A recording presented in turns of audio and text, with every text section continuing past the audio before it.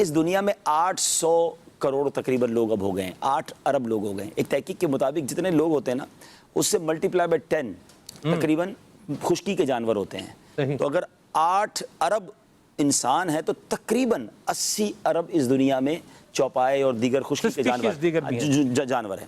لیکن اس سے 10 گنا جو ہے وہ پرندے ہوتے ہیں. یعنی اس کا مطلب یہ ہوا کہ 800 ارب پرندے اس دنیا میں ہیں. ان کا گھر کہاں ہے؟ ان کے لیے تو کوئی بلڈنگ نہیں بنتی نا, ان کے لیے کوئی کالونی نہیں بنتی, ان کا گھر ہی درخت ہیں. صحیح. اچھا تو اب ان کا گھر اگر ہم کاٹتے ہی جائیں گے کم کرتے جائیں گے تو ہم ان پرندوں کو بے گھر کر رہے ہیں. اور ایسا دیکھا گیا ہے کہ جو ہمارے وطن کا ایک سب سے بڑا پرابلم پتہ ہے کہ بہت ساری اسپیشیز کہلاتی ہیں, قسمیں کہلاتی ہیں, بہت ساری اسپیشیز جو ہیں, بہت ساری قسمیں پرندوں کی ہمارے ملک سے ناپید ہو گئیں کہ جب آپ نے ان کے گھر ہی نہیں بچائے تو وہ اڑ کر ہجرت کر گئیں کسی اور ملک میں, کہیں اور چلے گئے. تو ہمیں اس کو دیکھنا ہوگا. اور ہمارے ایک بہت پیارے بھائی ہیں ماشاءاللہ فارسٹ ڈپارٹمنٹ میں بہت بڑے یوں سمجھے عہدے پر ہیں, انہوں نے کچھ مجھے فیکٹس اینڈ فگرز دیے تھے جس سے مزید اندازہ ہوگا کہ ہمیں ان درختوں کی کتنی ضرورت ہے اور یہ کتنی اہمیت کے حامل ہیں.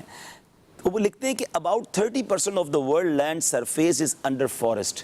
دنیا کی 30% جو جگہ ہے نا زمین وہ درختوں پر اور جنگلات پر مشتمل ہے. اور انہوں نے کہا کہ 300 ملین لوگ جو ہیں انسان وہ فارسٹ میں رہتے ہیں. صرف ایسا نہیں ہے کہ پرندے رہتے ہیں, کچھ لوگ انہیں وہیں رہتے ہیں, ان کے کام ہوتے ہیں. تو 300 ملین کا مطلب ہو گیا 30 کروڑ افراد دنیا بھر کے وہ فارسٹ میں رہتے ہیں.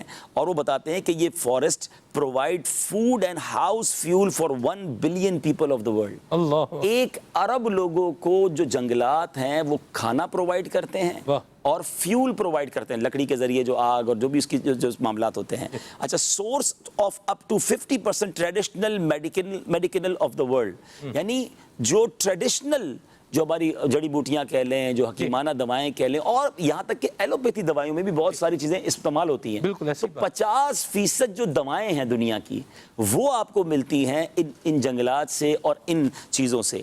آگے وہ بتاتے ہیں کہ help in climate change, adaptation and mitigation absorbs about 2.4 billion tons of CO2 each year. یعنی 2.4 یعنی تقریباً 2.5 ارب ٹن کاربن ڈائی آکسائڈ جو ہے یہ دنیا بھر میں جو درخت موجود ہیں یہ اپنے اندر جذب کر لیتے ہیں. تھوڑی دیر کے لیے سوچیں کہ یہ ریشیو اور ڈسٹرب ہو جائے اور یہ جو جذب ہو رہی ہے نہ ہو تو شاید آگے جا کے ہمیں سانس لینا پرابلم ہو جائے. جس تیزی کے ساتھ جو ہے ہم یہ فیکٹریاں لگا رہے ہیں اور جناب پالیوشن بڑھتا جا رہا ہے. اچھا, یہ بھی لکھا انہوں نے کہ products like honey are given by forest. شہد کہاں سے ملتا ہے؟ وہ فارسٹ کی طرف سے ملتا ہے. اچھا, use for cattle breeding because of this milk increases. جب جتنے بھی ہمارے دودھ ملتے ہیں ہمیں جانوروں کے یا جو بھی ہم دودھ وغیرہ استعمال کرتے ہیں تو ان کو جو بریڈ ملتی ہے, ان کو جو کھانا ملتا ہے, چارہ ملتا ہے, وہ جنگلات سے ملتا ہے. اور جتنا اچھا جنگل کا چارہ ہوتا ہے جس سے ان کی دودھ کی جو کنزمپشن ہے وہ بھی بڑھ رہی ہوتی ہے. اچھا, پھر وہ بتاتے ہیں کہ control soil erosion flood control extra. وہی جیسے سیلاب آ رہے ہیں اور جو سوئل کے اندر جس طرح وہ مزید پانی جذب ہو جاتا ہے تو اس کا فائدہ ہوتا ہے. پھر اس کے بعد اب انہوں نے بڑی خطرناک بات بتائی کہ پاکستان اور اس کے اطراف کے جو ممالک ہیں اس کا انہوں نے ایک ہمیں سروے بھیجا ہے کہ کس ملک میں کتنا پرسنٹ فارسٹ ہے. بنگلہ دیش میں 14.4%, یعنی بنگلہ دیش پورا جتنا ہے اس کا 14.5% جو ہے وہ فارسٹ پر ہے. حالانکہ میں یہ پڑھ کے حیران رہ گیا, بنگلہ دیش بہت چھوٹا ملک ہے رقبے کے لحاظ اور آبادی بہت ہے, مگر واقعی وہاں بھی ایسا لگتا ہے جہاں آبادی نہیں ہے نا وہاں صرف سبزہ ہی ہے. ایک تو وہاں بارشیں بہت ہیں ماشاءاللہ, لیکن ایسا لگتا ہے کہ ایک اہتمام کیا گیا ہے فارسٹ کو باقی رکھنے کے لیے. بھوٹان میں 71% فارسٹ ہے, اتنا گرین ہوگا وہ. اچھا, انڈیا ہم کہتے ہیں چلے پاکستان کے بعد انڈیا بھی وہی آبادی بڑھ رہی ہے.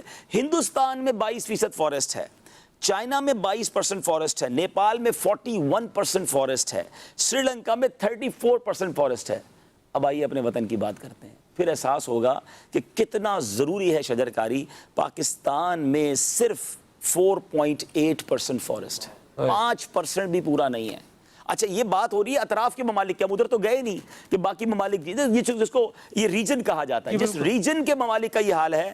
اور ہم سے بھی زیادہ ایک ملک جو ہے اس میں کم فارسٹ ہے اور وہ افغانستان ہے, وہ 1.9% ہے. تو بہرحال ہمارے افغانی بھائی بھی ہمیں سن رہے ہوں تو آپ کو بھی شجرکاری کرنی ہے اور اللہ کرے کہ ایسا ہم کچھ کر لیں. ہم صرف آپ کو اویئرنیس دینا چاہ رہے ہیں کہ کتنا ضروری ہے, اور اللہ کرے ایک دن آئے کہ ہر پاکستانی کا یہ ذہن ہو کہ یوم شجرکاری منانا ہے اور پودا لگانا ہے, درخت بنانا ہے. مرحبا.